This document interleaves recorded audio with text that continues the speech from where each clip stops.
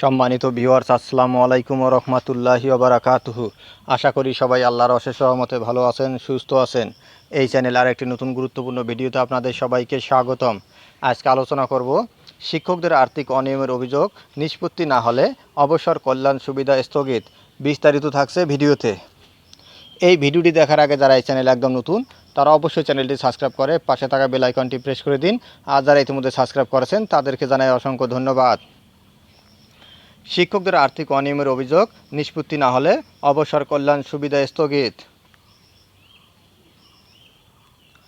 আর্থিক অনিয়মে জড়িত এমপিওভুক্ত শিক্ষকদের বিরুদ্ধে অভিযোগ নিষ্পত্তি না হওয়া পর্যন্ত অবসর ও কল্যাণ সুবিধা স্থগিত রাখার নির্দেশ দিয়েছে শিক্ষা মন্ত্রণালয়।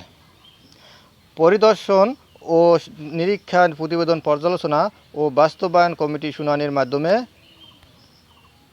এসব অভিযোগ নিষ্পত্তি করে থাকে। কিন্তু শুনানি হওয়ার আগেই অনেক অভিযুক্ত শিক্ষক অনিয়মের টাকা সরকারি কোষাগারে জমা না দিয়ে অবসরে গিয়ে আর্থিক সুবিধা নিয়ে থাকেন। এর ফলে অভিযোগ সংক্রান্ত কার্যক্রম মুখ থুবড়ে পড়েছে বলে মনে করছেন মন্ত্রণালয়ের কর্মকর্তারা। এমন পরিস্থিতিতে অবসর ও কল্যাণ সুবিধা স্থগিত রাখার কড়া নির্দেশ দেওয়া হয়েছে। সম্প্রতি বেসরকারি শিক্ষা প্রতিষ্ঠান পরিদর্শন ও নিরীক্ষা প্রতিবেদন পর্যালোচনা ও বাস্তবায়ন কমিটি এ সিদ্ধান্ত নেয়।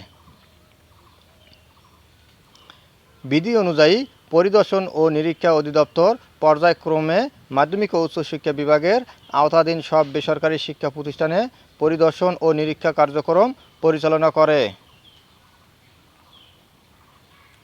পরিদর্শন করা শিক্ষা প্রতিষ্ঠানের শিক্ষক কর্মচারীর বিরুদ্ধে আনীত আর্থিক অনিয়মের অভিযোগের বিষয়ে প্রতিষ্ঠান প্রধানের জবাব জেলা শিক্ষা অফিসার মাধ্যমিক ও উচ্চশিক্ষা অধিদপ্তরে পাঠান।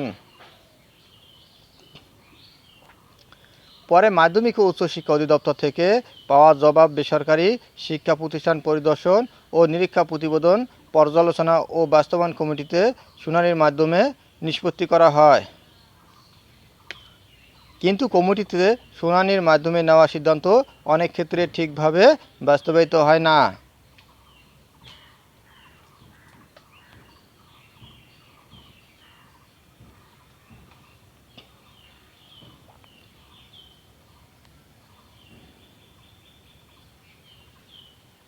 দেখা যায় নিরীক্ষা প্রতিবেদনে ফেরতযোগ্য অর্থ সরকারি কোষাগারে জমা না দিয়েই অভিযুক্ত শিক্ষক ও কর্মচারীরা অবসর নিয়ে কল্যাণ ট্রাস্ট ও অবসর সুবিধা বোর্ডের সুযোগ সুবিধা পাচ্ছেন।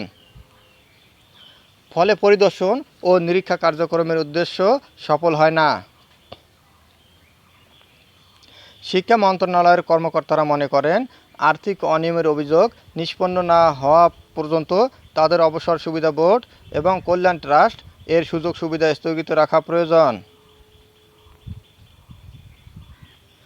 এমন পরিস্থিতিতে সিদ্ধান্ত অনুযায়ী শিক্ষক কর্মচারীর অডিট আপত্তি নিষ্পত্তি না হওয়া পর্যন্ত অবসর সুযোগ সুবিধা স্থগিত রাখা এবং এ অডিট আপত্তি নিষ্পত্তির অব্যাহতিপত্র প্রাপ্তি সাপেক্ষে অবসর সুবিধা এবং কল্যাণ ট্রাস্টের সুবিধা দেওয়ার নির্দেশ দেওয়া হয়।